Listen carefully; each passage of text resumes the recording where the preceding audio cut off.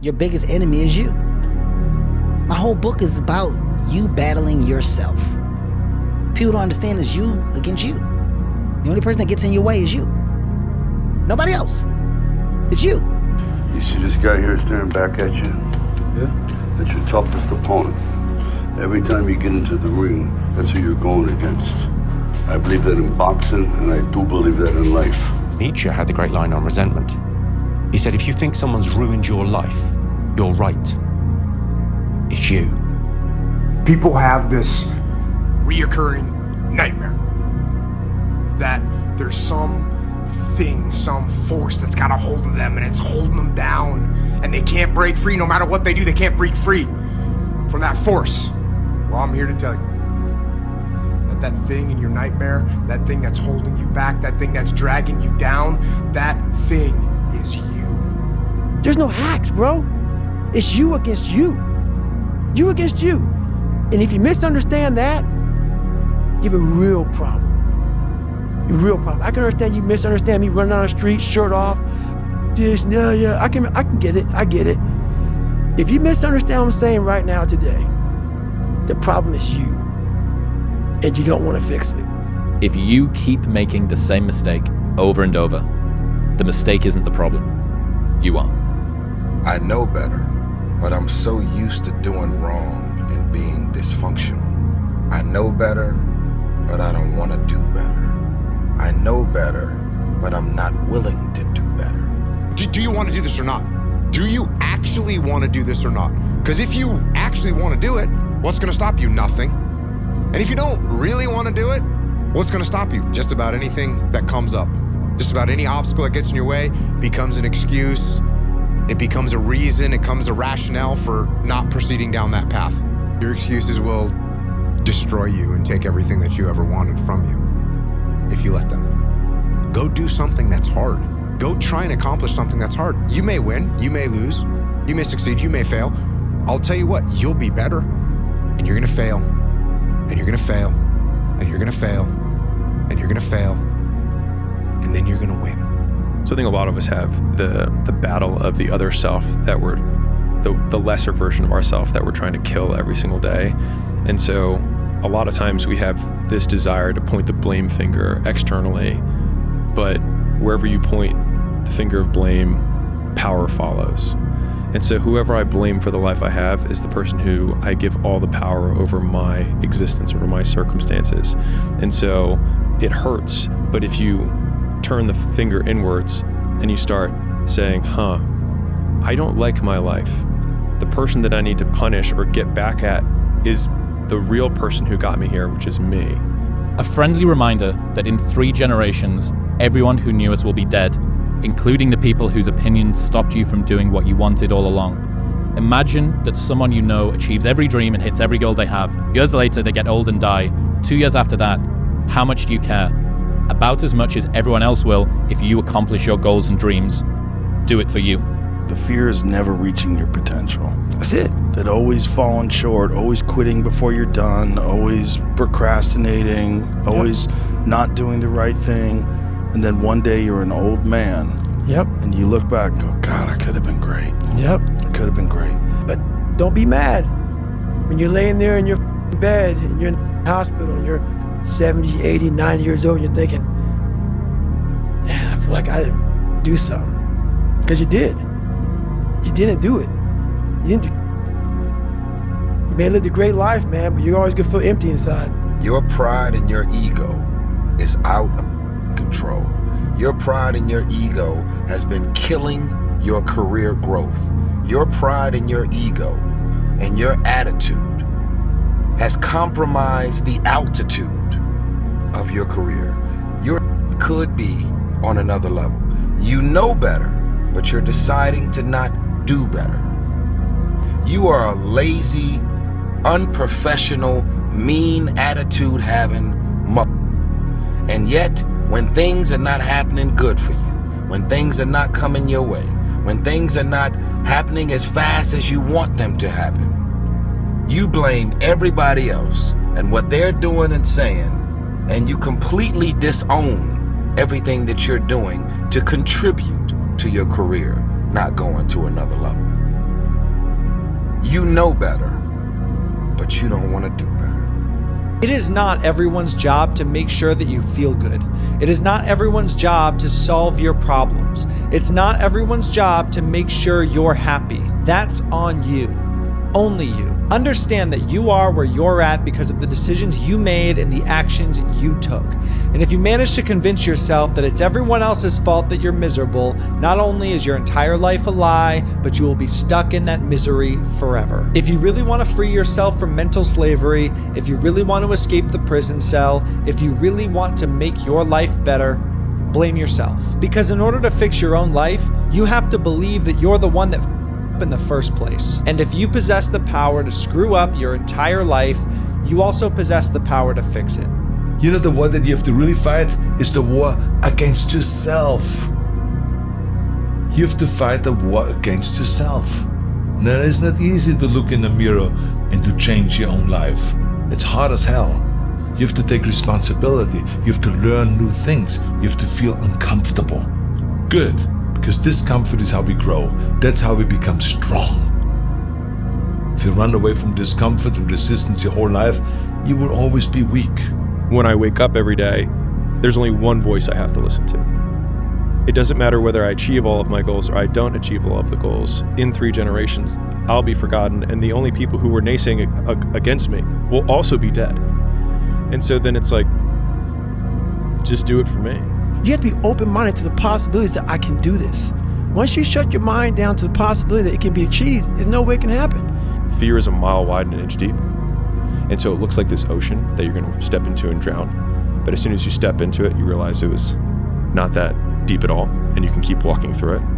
And I just love that visual, because a lot of times when it's like we have this anxiety around this big decision we have to make, if you actually take the step and realize that it's not death, you're not going to drown immediately. There's plenty of other steps you can take from there, even if you get a little wet.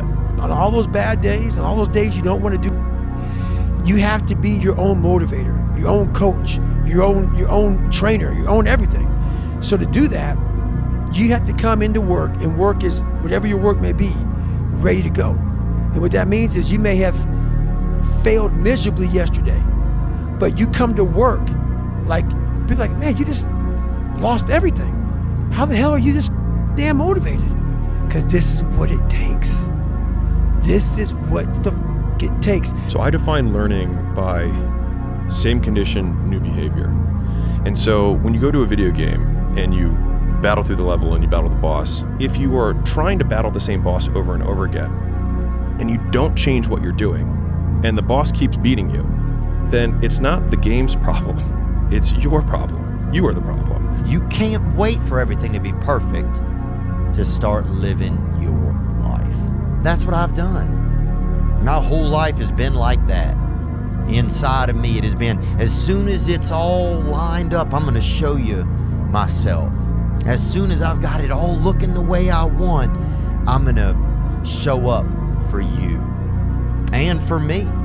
I'm never going to get to that where everything's okay, where everything looks a certain way. And in the meantime, I'm burning the best time I do have available. I'm burning that candle up. I'm burning this candle down, and I'm saying as soon as it gets bright enough or warm enough in here, I'm gonna show up. But the candle's getting smaller. Nobody's gonna lift the weights for you. Nobody's gonna do the pull-ups for you. Nobody's gonna go out and put in the road work for you. You gotta do all that yourself. So quit waiting for the perfect time. Quit waiting for the perfect situation to occur. It's not gonna happen. We're all looking for this golden purpose. Is it this? Is it that? Is it making money? Is it my family? The purpose is you. We forget that. Every day I wake up and I don't want to do something. I'm like, okay, man, do you want to be a today? Do you want to feel like a little? Do you want to walk around all day knowing that you could, but you didn't? You have to learn how to get up and do when you ain't got no 5K, no 10K, nothing. Nothing exists. Your life sucks. You're in the dungeon. But guess what? I'm still going to get it. Because when that time comes, because the time is going to come, when that purpose is there, you'll be ready. If you want revenge for the bad things that have happened in your life, start with the version of you that hasn't lived up to your potential. God, I feel like I'm missing something. Yeah, because it's about 75% of you is still in there, still chained up, because you just didn't want to find your willpower, didn't want to find your soul, your will, your heart, your determination, your guts, your courage. I usually do this when I have a crowd. It's like, hey, raise your hand if you work all the hours of the day. And a lot, most of the crowd raises their hand. I say, okay, who here has been stuck at the same revenue level for 6 months or more? And then I say, keep the hands up. And like, honestly, most of the time, the same hands are raised. I say, you're doing the wrong. Like, if you put all your inputs and the outputs haven't changed, then you have the same condition and the same behavior, and so you have learned nothing. Life is one big tug of war, and you don't win that tug of war by pushing the rope. You have to pull that and a lot of times you have to pull yourself through life. This morning, I did not want to get up, so I had to pull my out of bed. But guess what? The more and more I got into that run, each step into that run, I started gaining more and more confidence. But to gain that confidence, you have to be willing to pull yourself out of bed, pull yourself out of a funk, pull yourself out of whatever the life is throwing at you to gain that confidence. By the time the run was over, I was like, you mother, I once again beat your. You gotta be willing to find the confidence. Stay in the fight, stay in the war, stay in the battle, armor your mind. How bad do you want this? Most people don't want it that badly, which is why they always ask the question, man, how did you get to where you are? You know how to do it. You know exactly how to be you or how to be me. You don't want to do it. Miami Fitness, late at night, man, Friday night, everyone's out partying. I love that, man. They're all there getting wasted, man. I'm in here getting stronger for it. Then get a good night's sleep with rest and nutrition. I'm gonna wake up, they're gonna be hungover. I'm gonna wake up kicking before they even know what hit them. Choices we make, guys, that leads to differential being remembered and forgotten. It's that I don't want to do something, but do it anyway. And it's almost like I have a friend, he's been sober 30 years from alcohol. And he always says, the amazing thing about addiction is there's a cure. The problem is it only works one day at a time. Yep. And so you have to renew it every day. That's right. Reminder that if you want to be exceptional, you're going to be different from everyone else. That's what makes you exceptional. You can't fit in and also be exceptional. Both have discomfort. When you fit in, you have internal conflict because you're not being 100% you. When you're exceptional, you have external conflict because everyone sees you as different. Pick one. When your friends start to say, you've changed, remember it's because they don't know how to say, you've grown. There's no luck in this game, man. It may be a little bit of luck, but the luck happens after you bust your and you put yourself in that lucky situation. Luck doesn't happen. You put yourself in that situation where luck might happen. The person that you have to spend the most time talking to in your life is yourself. Try not to lose that respect. Oh, you know the truth. You know the truth. You know the darkness of the dungeons and the demons that fly. You were there. You know this. There was no one there to pick up the rucksack, to pick up the boat, to pick up the log, to go in there. It was you. It was you. There was no pat on the back at 300, at 275, at 250, at 220. No, that was you. You had nobody anyway, mother. Look around you. There was no team. It was you. There was no weight loss program or mom and dad waking you up saying you can do it, you can be better, trying to build belief. You built belief when you had nothing. Rock bottom. You will never become who you want to become so long as you are a slave to your desires. If you cannot control your desires, whether they be desires, your desire for food, your desire to be lazy, your desire to act out of emotion, they will control you. We all have our short-term impulses, but I'm sure that you have long-term goals. And if you ever plan to achieve them, then you need to learn how to take control of the situation and act differently than your impulses would like you to. A lot of people's idea of freedom is just doing whatever you want. But doing whatever you want actually makes you the ultimate slave, because whatever impulse enters your brain, whatever you feel like doing in the moment, you have no control over whether or not you do that. You just do it. That is not freedom. That is mental slavery, and that will hold you back from everything you actually want.